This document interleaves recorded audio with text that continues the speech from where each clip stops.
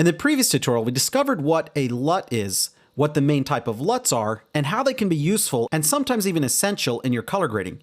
In this tutorial, I'll be showing you how to add technical and creative LUTs to the Lumetri library, how to create your own LUTs, and finally, how to save your own looks as both a LUT file and Lumetri's proprietary .look format in Adobe Premiere. For our first example, we have an image that was shot using the red camera with the color profile set to red log film. What we want to do is use a speed LUT or input LUT to convert the image from red log film to Rec. 709. We will do this by choosing an input LUT from the drop-down menu in the basic corrections section. But we have a little problem. The LUT that we need is not in the default list. The only input LUTs that come standard in Lumetri are the ARRI and Phantom cameras. So if you don't have one of those cameras, it may look like you're out of luck. Well, not exactly. As part of the exercise files in this series, I've included the Ascend LUTs folder, which includes some high-quality technical LUTs that will convert images from log to Rec. 709 for cameras like the Blackmagic Cinema camera, Red, DJI, and Sony, to name a few. Let's look at how we can apply these LUTs, save them, and then add them to the default list of input LUTs in Lumetri. There are two ways to access LUTs outside of Adobe Premiere. In the first example, we'll use the Browse option. Let's click on the drop-down menu for the input LUT and select Browse. Navigate to the Ascend folder, which I happen to have saved on my desktop, Ascend LUTs, and then log to Rec. 709 folder. Inside here, you'll find a really good selection of LUTs to choose from, and because I'm using footage from the red camera set to red log film, I'll select that LUT from the list. And voila! The image is instantly transformed from a flat and desaturated image into a well-balanced shot with plenty of contrast and saturation. This is a good option for applying LUTs that are not included with Lumetri, but it doesn't then save it into the default list, and having to browse for LUTs can get both annoying and time-consuming.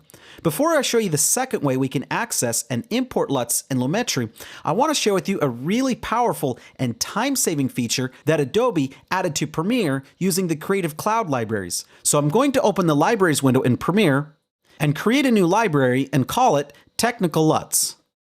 With our first example selected, which already has the red log film to Rec. 709 technical LUT applied, I'm going to click on the Add Look button, which is located in the bottom left of the Libraries window, and there you have it. Adobe has just saved your Lumetri setting as a look, and the best part about these libraries is that you can access the looks in any project and across other Adobe applications like After Effects and Photoshop. I'm going to rename this look by right-clicking on the thumbnail and call it Red Log to Rec. 709. Okay, I'll show you the second way to add LUTs to the Lumetri library, and it might seem a little complicated, but it's not too bad. For this example, we'll add the Ascend Log to Rec. 709 technical LUTs to the Lumetri technical LUTs directly. Let's minimize Premiere. Next, go to Library, Application Support, Adobe, then Common Folder.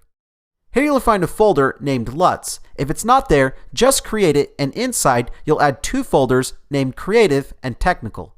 Now you just want to copy and paste entire folders here.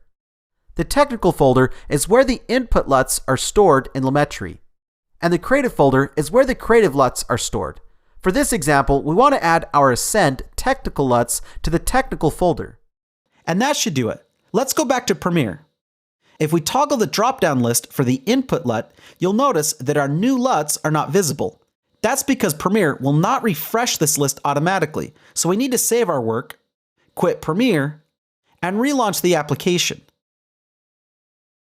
Okay, with the application open, let's toggle the drop-down menu of the input LUT, and there they are. Now we have some conversion LUTs in Lumetri for a wide range of the most popular cameras.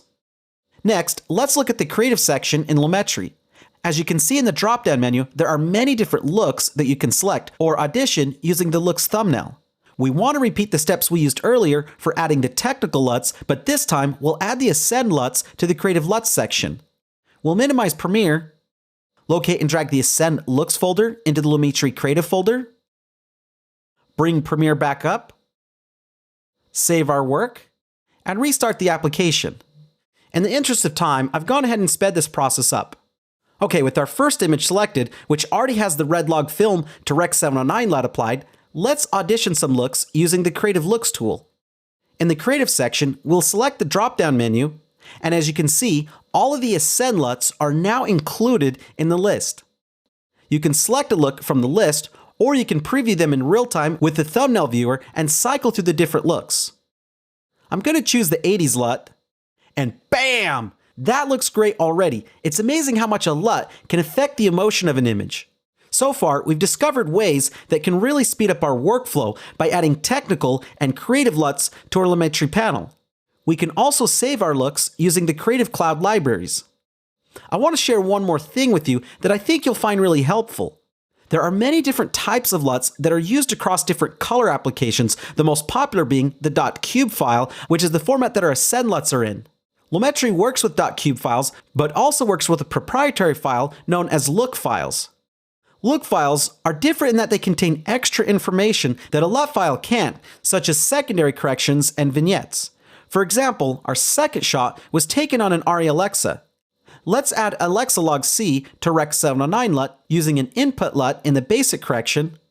Then in the creative panel, let's add the Ascend bleach look, back off the intensity to about 50%, and then add a vignette. Don't worry if you aren't sure where all these controls are, as we'll be covering secondary corrections like vignettes in future tutorials. What we've created here is a simple but stylized look. Now I want to show you the difference between a LUT and a look and how each can be used. First, let's export our new look as a LUT and a look file. Select the Options button in the Lumetri color window and choose Export Cube and save the LUT to the desktop. We'll repeat the same step, but this time we'll export a look file. To see the effect of the LUT and look files, let's remove the existing effect on our image.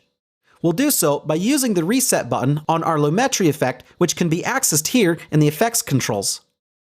With our clip selected, I'm going to use the Creative Look panel to call up the look file, and as you can see, the same look with the vignette is applied. I've duplicated the same clip and will repeat the steps to apply our saved LUT. As you can see this time, the LUT applied the same look, but not with the vignette. So if you want to save complex looks that can be shared between Adobe applications, then look files are a great option. Just keep in mind that .look files won't work with non-Adobe applications. But if you did want to import your grade into another program like DaVinci Resolve or Final Cut 10, you'd want to save it as a .cube file. I hope you found this tutorial helpful, and I hope that LUTs can help you work more quickly and inspire more creativity.